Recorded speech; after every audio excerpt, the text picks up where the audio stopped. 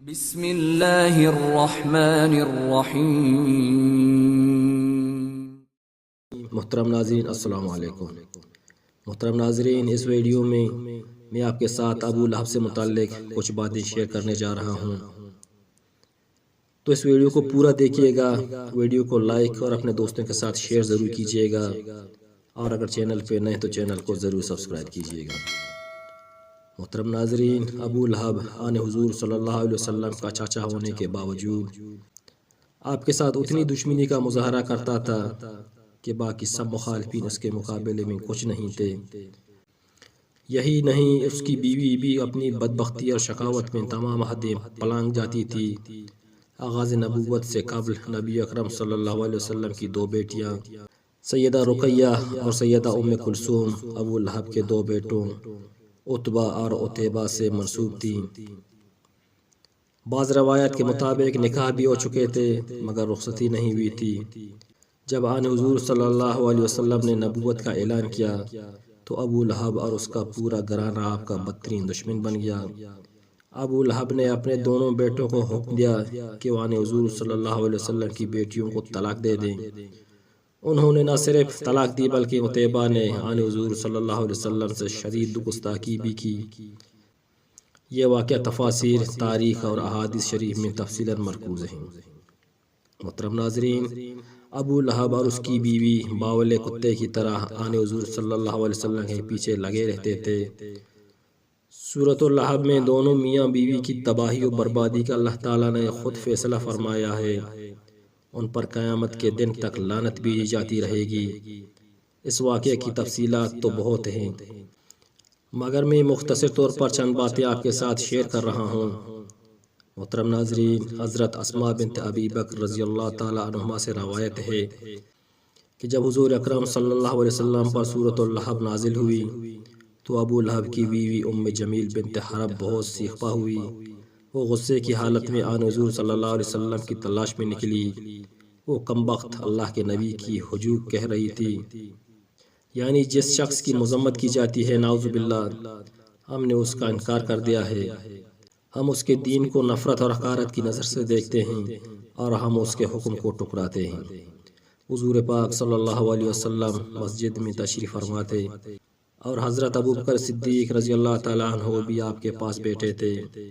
حضرت ابو بکر نے اس دشمن خدا کو آتے ہوئے دیکھا تو کہا، یا رسول اللہ، یہ بدبخت آ رہی ہے اور مجھے ڈر ہے کہ آپ پر ہاتھ اٹھائے گی اور گستاخی کرے گی۔ آپ صلی اللہ علیہ وسلم نے فرمایا، فکر نہ کرو، وہ مجھے نہیں دیکھ سکے گی۔ اور آپ صلی اللہ علیہ وسلم نے قرآن مجید کی تلاوت شروع کر دی۔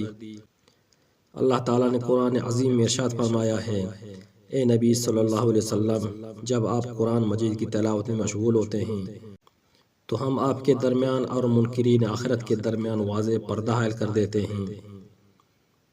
محترم ناظرین، ام جمیل بڑھتی ہوئی آئی اور حضرت ابو بکر سے پوچھا، تمہارا ساتھی کہاں ہے؟ اس نے میری ہجو کی ہے۔ آپ نے برجستہ جواب دیا، اس گھر کے مالک کی قسم، میرے ساتھی نے تیری ہجو بالکل نہیں کہی۔ یہ سن کر وہ پلٹی۔ حضور صلی اللہ علیہ وسلم تو اسے دکھائی ہی نہ دی اور وہ یہ کہتے ہوئے گھر لوٹی، قریش اچھی طرح جانتے ہیں کہ میں ان کے سردار کی بیٹی ہوں۔ حضرت ابوبکر صدیق نے اس میں سے کوئی غلط بیانی نہیں کی، کیونکہ اس کی ہجو آن حضور صلی اللہ علیہ وسلم نے نہیں کی بلکہ رب کعبہ نے خود کی ہے۔ محترم ناظرین، ابو لہب کے بیٹے عتیبہ نے آن حضور صلی اللہ علیہ وسلم کے ساتھ جو گستاخی کی، اس کا تذکرہ بھی سیرت کی کتابوں میں تفصیلاً آیا ہے۔ ابن عساکر نے محمد بن اسحاق کے حوالے سے ابو لہب کے بیٹے عتیبہ کے حالات میں ایک واقعہ لکھا ہے۔ اس کے راویوں میں عثمان بن عروہ بن زبیر ہیں۔ حبار بن اسود کی زبانی وہ بیان کرتے ہیں کہ ابو لہب اور اس کا بیٹا تجارت کے لیے ملک شام کی جانب روانہ ہوئے۔ میں نے بھی ان کے ساتھ رخت سفر باندھا۔ سفر پر روانگی سے قبل عتیبہ نے کہا، بخدا میں محمد کے پاس جاؤں گا اور اس کے رب کے بارے میں اس کے عقائد کی وجہ سے اسے ضرور اذیت پہنچا کر رہوں گا۔ اس کے بعد وہ حضور صلی اللہ علیہ وسلم کے پاس پہنچا اور کہنے لگا، اے محمد، میں اس کا انکار کرتا ہوں جس کے بارے میں تم کہتے ہو وہ قریب آیا اور اوپر معلق ہو گیا، یہاں تک کہ 2 کمانوں کے برابر یا اس سے کچھ کم فاصلہ رہ گیا۔ محترم ناظرین، اس بدبخت نے آن حضور صلی اللہ علیہ وسلم کے ساتھ درست کلامی اور گستاخی کے علاوہ ایک اور بہت بڑا جرم کیا کہ چہرہ انور کی طرف تھوکا، مگر وہ ناپاک تھوک وجہ اطہر پر گرنے کے بجائے دور جا گرا۔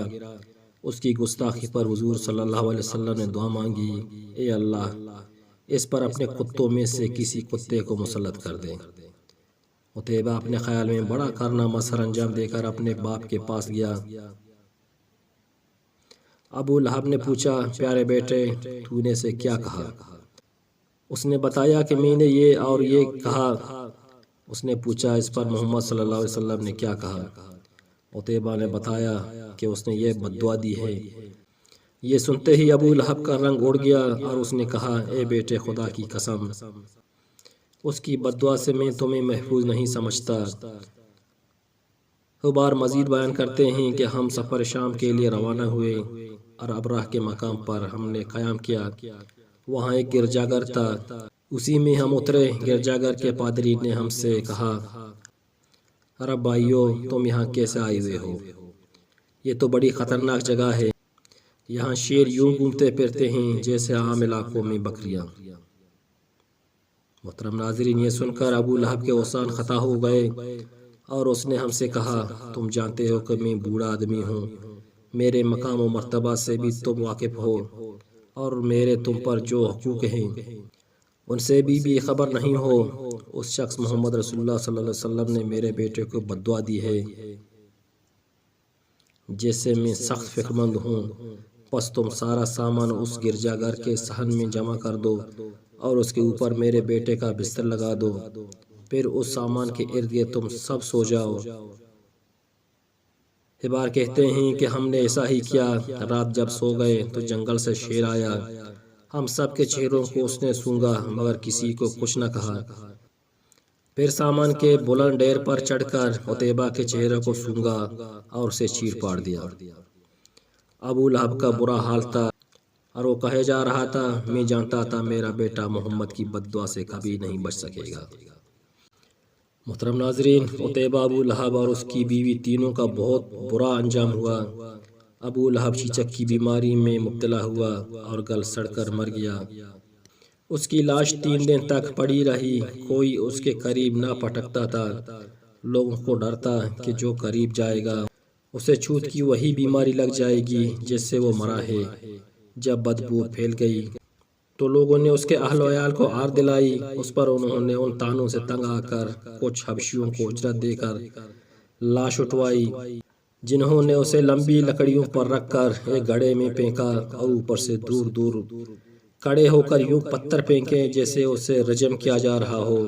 اس کی بیوی جو ام جمیل کے نام سے معروف تھی، ابو سفیان کی بہن تھی، اس کا نام عروہ بنت حرب تھا، وہ بھی ایڑیاں رگڑ رگڑ کر مری، اور اللہ تعالیٰ نے ارشاد فرمایا، اس کی گردن میں مونچھ کی رسی ڈال کر اسے جہنم میں پھینکا گیا ہے۔